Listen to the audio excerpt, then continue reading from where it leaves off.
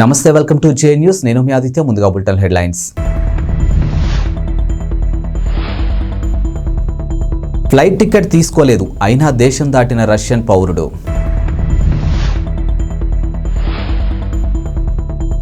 Rayadurgam Shamshabad metro project నిలిపివేతకు CM Revanth Reddy ఆదేశం.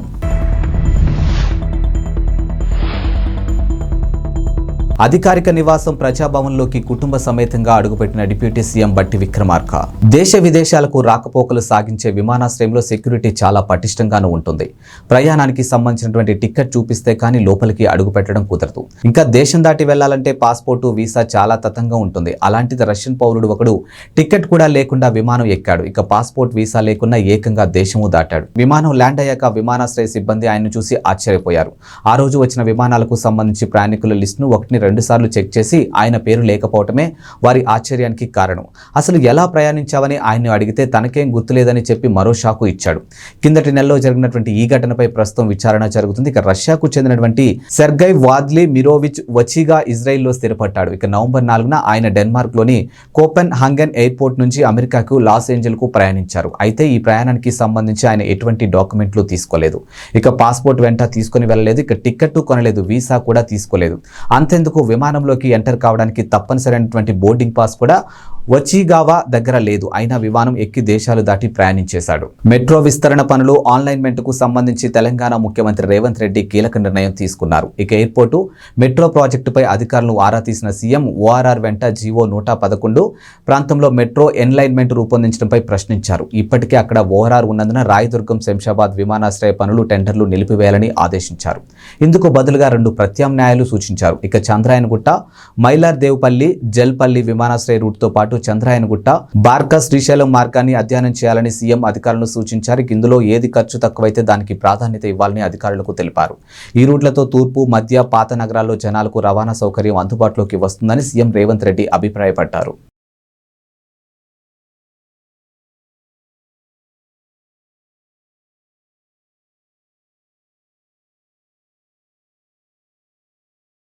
తెలంగాణ ఉప ముఖ్యమంత్రి, ఆర్థిక విద్యుత్ శాఖ మంత్రి మల్లు భట్టి విక్రమార్క కుటుంబ సమేతంగా అధికారిక నివాసం మహాత్మా జ్యోతిబావు పులే ప్రజాభవన్లోకి అడుగుపెట్టాడు.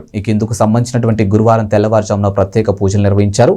అక్కడే ఉన్న మైసమ్మ దేవాలయంలో పూజలు నిర్వహించారు. ఆ తర్వాత తన కార్యాలయంలో బాధ్యతలు చేపట్టేందుకు సచివాలయానికి వెళ్లారు.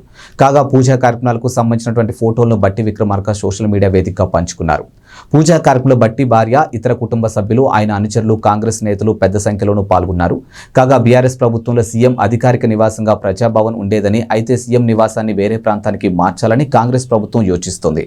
అందుకే డిప్యూటీ సీఎం భట్టి విక్రమార్క అధికారిక నివాసంగా ప్రజాభవన్ను కేటాయించిందని, అందుకే గురువారం తెల్లవారుజామున ఆయన కుటుంబ సమేతంగా అడుగుపెట్టారు.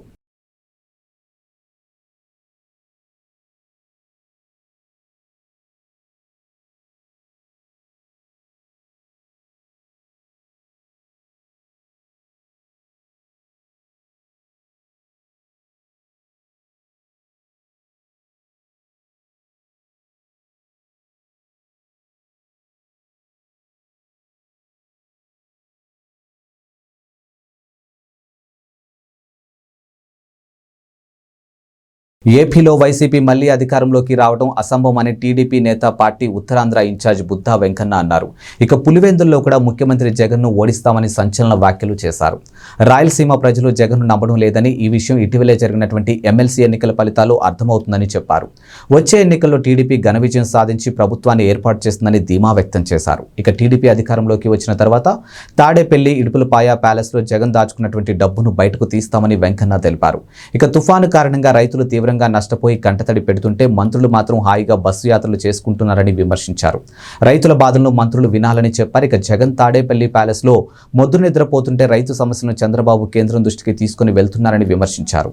ఇక జగన్ పాలనలో కేవలం విజయసాయిరెడ్డి, సజ్జల రామకృష్ణారెడ్డి, వైవి సుబ్బారెడ్డిలు మాత్రమే బాగుపడ్డారని దుయ్యబట్టారు. కామారెడ్డి జిల్లా కేంద్రంలోని అయ్యప్ప షాపింగ్ మాల్లో భారీ అగ్ని ప్రమాదం సంభవించింది. బుధవారం రాత్రి 11 గంటల సమయంలో అయ్యప్ప షాపింగ్ మాల్లో ఉన్నటువంటి గ్రౌండ్ ఫ్లోర్ లో ఒక్కసారిగా మంటలు చెలరేగాయి. గమనించినటువంటి స్థానికులు వెంటనే పోలీసులకు అగ్నిమాపక సిబ్బందికి సమాచారం అందించారు. ఘటనా స్థలానికి చేరుకున్నటువంటి పోలీసులు అగ్నిమాపక సిబ్బంది పరిస్థితిని సమీక్షించారు. ఇక 3 ఫైర్ ఇంజిన్ల సహాయంతో మంటలను ఆర్పేందుకు సుమారు 3 గంటల పాటు ప్రయత్నం చేశారు. అయినప్పటికీ మంటలు అదుపులోకి రాలేదు. అర్ధరాత్రి మొత్తం శ్రమించగా గురువారం తెల్లవారుజామున మంటలు కొంతవరకు అదుపులోకి వచ్చాయి. ఈ ప్రమాదంలో 8 నుంచి 10 కోట్ల విలువ చేసే బట్టలు పూర్తిగా కాలి బూడిదయ్యాయని, అయితే ఈ ప్రమాదం షార్ట్ సర్క్యూట్తో జరిగిందా లేక ఎవరైనా కావాలని నిప్పు పెట్టారా అనే కోణంలో పోలీసులు దర్యాప్తు చేస్తున్నారు.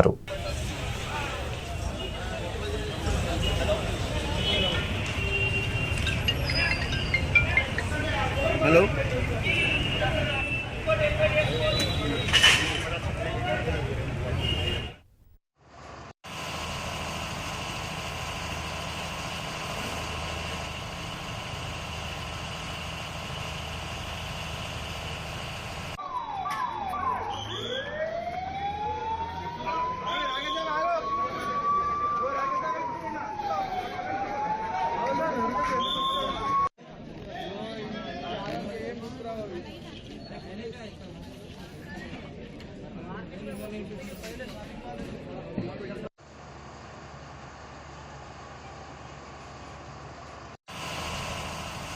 బీఆర్ఎస్ అధినేత మాజీ సీఎం కేసీఆర్ను వ్యవసాయ మార్కెటింగ్ శాఖ మంత్రి తుమ్మల నాగేశ్వరరావు పరామర్శించారు. ఇక బుధవారం హైదరాబాద్లోని సోమాజిగూడ యశోద ఆసుపత్రికి వెళ్లిన మంత్రి కేసీఆర్ను కలిసి ఆయన ఆరోగ్య పరిస్థితి గురించి ఆరా తీశారు. ఇక త్వరగా కోలుకోవాలని, ప్రజలకు సేవ చేయాలని ఆకాంక్షించారు. సినీ హీరో నాగార్జున కూడా కేసీఆర్ను ఆరోగ్య పరిస్థితి అడిగి తెలుసుకున్నారు. పరామర్శించారు. కేసీఆర్, కోమటిరెడ్డి ఇద్దరూ ఆరోగ్యంగా ఉన్నారని, త్వరగా కోలుకుంటారని మంత్రి బీఆర్ఎస్ పార్టీ అధ్యక్షులు, నా మిత్రులు, చిరకాల మిత్రులు కేసీఆర్ గారు ప్రమాదవశాత్తు ఆయనకి ఏర్పడ్డటువంటి ప్రమాదానికి చింతిస్తూ ఆయన త్వరగా కోలుకోవాలని ఆ భగవంతుని ప్రార్థిస్తూ ఆయన పరామర్శించడానికి వచ్చాను. ఆయన త్వరగా కోలుకొని మళ్ళీ తెలంగాణ ప్రజల కోసం, తెలంగాణ రాజకీయాల కోసం ఆయన చేసినటువంటి కృషి కొనసాగేటట్టుగా ఆయన ప్రజా జీవితంలో ఉండాలని చెప్పి ఆ భగవంతుని ప్రార్థిస్తూ, అదేవిధంగా కోమటిరెడ్డి వెంకటరెడ్డి గారు కూడా అస్వస్థతోటి ఉన్నారని తెలిసి ఆయన గారిని కూడా పరామర్శించాను. వారు కూడా త్వరగా కోలుకోవాలని భగవంతుడు. తెలంగాణ కాంగ్రెస్ ప్రభుత్వం కొలువు తీరింది. ఇక ఎన్నికల మేనిఫెస్టోలో ఇచ్చినటువంటి హామీలను కాంగ్రెస్ ప్రభుత్వం ఒక్కొక్కటిగా నెరవేరుస్తోంది. ఇప్పటికే మహిళలకు ఫ్రీ బస్సు జర్నీ పథకాన్ని అమలు చేస్తూ ఉన్నారు. ఇక మహాలక్ష్మి పథకంలో భాగంగా మహిళలకు నెలకు 2,500 ఇస్తామని కాంగ్రెస్ ప్రకటించింది. ఇక ప్రభుత్వం అధికారంలోకి రావడంతో తమకు నెలకు 2,500 వస్తాయని మహిళలు ఆశగా ఎదురుచూస్తూ ఉన్నారు. ఇదే సమయంలో ఆ పథకానికి 18 నుంచి 55 ఏళ్లలోపు మహిళలే అర్హులని ప్రచారం జరుగుతుంది. ఈ పథకం నుంచి లబ్ధి పొందాలంటే తెల్ల రేషన్ కార్డు కలిగి ఉండాలని, bank account, xerox, passport size photo, current bill, కుల ఆదాయ ధృవీకరణ పత్రాలు తప్పనిసరి అని గత కొన్ని రోజులుగా సోషల్ మీడియాలో పెద్ద ఎత్తున ప్రచారం జరుగుతుంది. ఇక దీంతో చాలా మంది మహిళలు మీ సేవ బ్యాంకుల వద్ద పరుగులు తీస్తూ ఉన్నారు. ఇక కుల ఆదాయ ధృవీకరణ పత్రాల కోసం ప్రభుత్వం ఆఫీసులకు క్యూ కడుతూ ఉన్నారు. అయితే అదంతా తప్పుడు ప్రచారమని ప్రభుత్వ అధికారులు చెబుతూ ఉన్నారు. కొందరు కావాలనే సోషల్ మీడియాలో తప్పుడు ప్రచారం చేస్తున్నారని, మహాలక్ష్మి పథకానికి సంబంధించినటువంటి విధి విధానాలు ఇంకా ఖరారు కాలేదని చెబుతూ ఉన్నారు. త్వరలోనే ప్రభుత్వం నుంచి మార్గదర్శకాలు వస్తాయని, ఆ తర్వాత అధికారికంగా వెల్లడిస్తామని చెప్తూ ఉన్నారు. వచ్చే ఎన్నికల్లో పోటీ చేస్తానని చెప్పారు మాజీ మంత్రి సోమిరెడ్డి చంద్రమోహన్ రెడ్డి. ఇక సర్వేపల్లి నుంచి టీడీపీ అభ్యర్థిగా తానే పోటీ చేస్తానని అన్నారు. ఇందులో ఎలాంటి మార్పు లేదని, ఎంపీగా పోటీ చేస్తున్నట్లు కొందరు చేస్తున్న ప్రచారంలో వాస్తవం లేదని అన్నారు. వెంకటాచలం ఐసీడీఎస్ కార్యాలయం వద్ద అంగన్వాడీలు చేస్తున్నటువంటి సమ్మెకు జనసేన నేతలతో కలిసి మద్దతు తెలిపారు. ఏపీ ప్రభుత్వం ఎన్నికలకు ముందు అంగన్వాడీలకు ఇచ్చినటువంటి హామీలను అమలు చేయాలని కోరారు. ఇక టీడీపీ అధికారంలోకి రాగానే న్యాయమైన డిమాండ్లు పరిష్కరిస్తామని హామీ ఇచ్చారు. వ్యవసాయ శాఖ మంత్రి కాకాని గోవర్ధన్ రెడ్డి సొంత నియోజకవర్గమైనటువంటి సర్వేపల్లిలో రైతులు విద్యుత్ను సక్రమంగా సరఫరా చేయడం లేదని అన్నారు సోమిరెడ్డి. ఆయన మంత్రిగా అడుగుపెట్టిన తర్వాత జిల్లాలో 3 వైఎస్ఆర్సీపీ ఎమ్మెల్యేలు తెలుగుదేశం పార్టీలోకి వచ్చారని అన్నారు. ఇప్పుడు మంగళగిరి ఎమ్మెల్యే గాజువాక ఇన్ఛార్జ్ కూడా వైఎస్ఆర్సీపీలోకి దూరం అవుతున్నారని అన్నారు. ఈసారి వైఎస్ఆర్సీపీ తరఫున పోటీ చేసేందుకు అభ్యర్థులు ఉండరంటూ ఎద్దేవా చేశారు. ఏపీలో స్మగ్లింగ్ గ్యాంగులు రెచ్చిపోతూ ఉన్నాయి. ఇక పోలీసులు కళ్లు గప్పేందుకు సరికొత్త మార్గాలు ఎంచుకుంటూ ఉన్నారు. తాజాగా ఓ కంటైనర్లో గంజాయి దాచిపెట్టి తరలిస్తుండగా శ్రీ సత్యసాయి జిల్లా చిలమత్తూరు మండలం కోడికొండ చెక్పోస్ట్ దగ్గర పోలీసులు స్వాధీనం చేసుకున్నారు. కంటైనర్ లోపల ప్రత్యేకంగా ఓ అరను ఏర్పాటు చేసి అందులో గంజాయిని ఉంచి బెంగళూరుకు రవాణా చేస్తుండగా పోలీసులు ఆపి తనిఖీలు చేశారు. ఇక దాదాపు 500 కిలోల గంజాయి ప్యాకెట్లు గుర్తించి స్వాధీనం చేసుకున్నారు పోలీసులు. ఇక పోలీసులకు పట్టుబడిన గంజాయి కంటైనర్ విశాఖపట్నం ఏజెన్సీ ప్రాంతం నుంచి విజయవాడ, కడప మీదుగా బెంగళూరుకు తీసుకుని వెళ్తున్నట్లు గుర్తించారు. పోలీసులు మాత్రం హైదరాబాద్ నుంచి బెంగళూరుకు వెళ్తున్నట్లు చెబుతున్నారు. ఇక పట్టుబడిన డ్రైవర్, క్లీనర్ కు సంబంధించిన వివరాలు వెల్లడించలేదు. ఇక గంజాయి విలువ బెంగళూరు ప్రాంతంలో సుమారు 5 కోట్ల కోట్లు ఉంటుందని చెప్తూ ఉన్నారు. ఇక న్యూ ఇయర్ వేడుకల కోసం భారీ స్థాయిలో గంజాయిని రాష్ట్రం దాటిస్తున్నట్లు చెప్పుకొచ్చారు. ఈ ముఠాలోని సభ్యులు మధ్య విభేదాలు కారణంగానే కంటైనర్ వస్తున్నట్లు సమాచారం పోలీసులకు అందినట్లు ప్రచారం జరుగుతుంది. ఇక కంటైనర్లో గంజాయి రవాణా వెనుక కొందరి పాత్ర ఉన్నట్లు అనుమానాలు వ్యక్తమవుతూ ఉన్నాయి. ఇవి ఇవాల్టి బులెటిన్ అప్డేట్స్. మరో బులెటిన్తో మళ్ళీ కలుద్దాం. అంతవరకు సెలవు. నమస్కారం.